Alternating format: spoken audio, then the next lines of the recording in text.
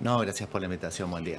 Bueno, queríamos hablar un poco porque teníamos conocimiento, un caso en una escuela de Juan José Castelli donde prohibieron los celulares por casos de violencia digital. Queríamos conocer cuál es también lo que se ve por parte de los psicopedagogos en cuanto a las escuelas y este tema de la violencia digital, del uso de redes sociales. Sí, comentaba el otro día que me habían invitado a una charla a un secundario, no recuerdo el nombre específico de la institución, y tenía un mecanismo muy copado de que tenía una caja que recogía los celulares, entiendo yo en momentos puntuales y después lo podían tenerlos en el recreo. Me parece que en algún punto no es una batalla perdida, pero sí que hay que saber administrar las fuerzas, digamos, decir, bueno, en qué momento sí, en qué momento no.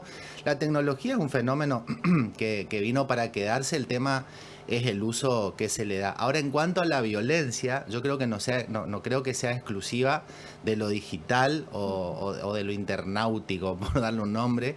Es un mal que nos aqueja como sociedad, que está enquistado en la sociedad y que, bueno, el medio de comunicación más rápido que tienen los chicos es el celular, es la computadora. Eh, Ese es el tema. Yo creo que hay que ir ahí y no es ni sencillo ni rápido. Pero además, no solo en los adolescentes, ¿no? En la gente adulta a través de las redes sociales que la verdad las agresiones son constantes. ¿Cómo podemos cambiar esta situación? Bueno, mira, me acordaba el otro día unas palabras que dijo Jesús, que dice que la abundancia del corazón habla la boca. Entonces, lo que estamos viviendo como sociedad, lo que estamos viviendo en la adolescencia, sobre todo, es muy sintomático de la sociedad. Y lo que estamos viendo como sociedad, que está adoleciendo de un montón de cuestiones, tiene que ver con esto. Hay un caldo de cultivo de violencia. Yo lo había mencionado acá. Yo no soy peronista, radical, pero tengo ojos y puedo ver y escuchar. eh, de que la violencia baja siempre de arriba hacia abajo. Si el que tiene que tener un termómetro, que es el presidente, que es el poder ejecutivo, que es el poder judicial, que son los que de alguna manera tienen que mediar la conversación, lo discursivo en una sociedad, no lo hace, sino que suben el tono y suben el tono, ¿qué nos queda los de a pie? Entonces la violencia está enquistada en la sociedad. Entonces que ahora nos agarremos la cabeza. Hay un sketch de Scapusotto, creo que era, que decía, ¿qué pasa con nuestros jóvenes? Y les pasa a la sociedad. Lo que pasa es que los chicos tienen menos filtro. Pero ojo que los grandes estamos perdiendo el filtro, que a mí me preocupa y mucho. Sí, porque esto se aprende de algún lado, ¿no? Claramente, por eso, y deslindar la responsabilidad. Ay, esto, ¿qué está aprendiendo en la escuela? Y la escuela, ay, ¿qué está aprendiendo en la casa? Y la casa, ¿y qué está aprendiendo en las redes? Y las redes como que quedan diciendo, bueno, muchachos, yo solamente tomo lo que veo en ustedes y lo replico y punto. Ujú. ¿Está bien prohibir o debe haber otro método de contención para esto? Para mí las prohibiciones per se como algo punitivo netamente no funciona. Probablemente a corto plazo, pero a largo plazo otra vez se genera un caldo de cultivo. Competir con la tecnología es un delirio, porque la tecnología en sí tiene cosas muy lindas. Entonces decirme, no tenés acceso a esto porque lo usás mal, está mal. En realidad sería, bueno, vamos a ver cómo usamos esto para el bien común, porque de hecho para eso están las TIC, digamos, lo que es la tecnología al servicio de la educación está buenísimo. Yo lo uso muchísimo en el trabajo, digamos, es algo hasta fundamental. El tema es el uso. Ahora bien, la pregunta que tenemos que hacernos es, prohibimos, bien, perfecto. ¿Cuál es con qué lo comparamos o qué damos en su lugar? Porque me parece que ahí está el gran vacío. Es ese chico que está en la escuela con el celular o que está agrediendo desde la escuela o desde la casa, que está en su habitación. ¿Qué le está pasando a ese chico? A mí me preocupa eso, porque le sacamos el celular, bien. ¿Cómo va a pasar al acto su violencia? ¿Sí? Que probablemente también sea víctima él de otra violencia. Ujú. ¿Cómo hacemos para que la familia, vos decías, bueno, en estos casos por ahí hay algunas familias que no se puede, otras sí, acompañen en esta situación de violencia digital, de bullying? ¿Cómo llegamos a conocer esta realidad que está atravesando? Hablando y mucho, el diálogo es fundamental. Mira, yo lo había contado en varias oportunidades, pero me parece sumamente importante. Marilyn Manson, un cantante tildado de satánico y demás, fue muy acertado en un comentario que había hecho en una entrevista. Ujú. Se había prohibido su recital por distintos movimientos que se cometían hechos gravísimos en el pueblo porque venía su música. Entonces todo el mundo hablaba, todos hablaban, y le pregunta al entrevistado a él, y él dice, ¿y vos qué tenés para decir? Y yo quiero escuchar a los jóvenes, ellos tienen algo para decir. Entonces me parece que tenemos que empezar a escuchar a los jóvenes, tenemos que empezar... ¿Qué están escuchando desde música? ¿Qué están consumiendo desde lo político, desde lo social? ¿Qué les está pasando a ellos? ¿Qué les está pasando a ellos? Porque claramente para que uno reaccione con violencia, algo está pasando en esa cabecita. ¿Cómo afecta emocionalmente o cognitivamente estos hechos de violencia en los jóvenes?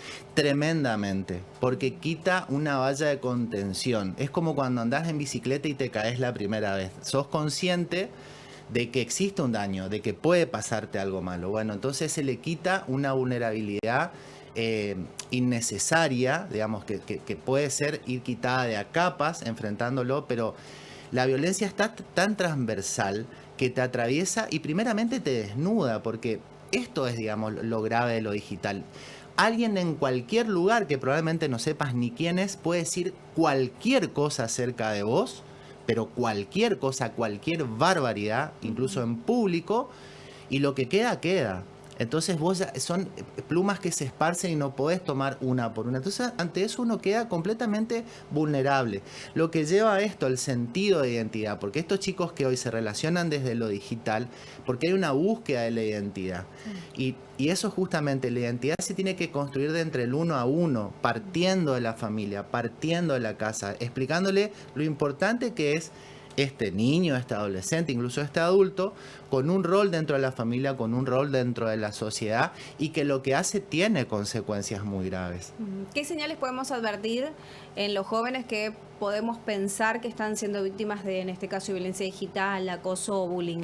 Retraimiento ante todo, retraimiento ante todo. Uno cuando suele ser atacado guarda silencio por vergüenza, por inseguridad o por muchos otros factores. También es cierto que cada uno se le dispara y manifiesta desde sus propios recursos psíquicos, digamos, y ahí es muy importante, si la familia o el círculo íntimo tiene articulado el diálogo, es mucho más sencillo porque percibe señales sutiles, no está hablando tanto como antes, hay cosas que me está diciendo sin decirme, hay conductas incluso corporales, pero otra vez, digamos, si al chico no se lo conoce, si el chico es casi un ente en la casa porque papá, mamá trabajan todo el día o por distintas razones, es muy difícil porque es como querer conocer a casi un desconocido en la casa.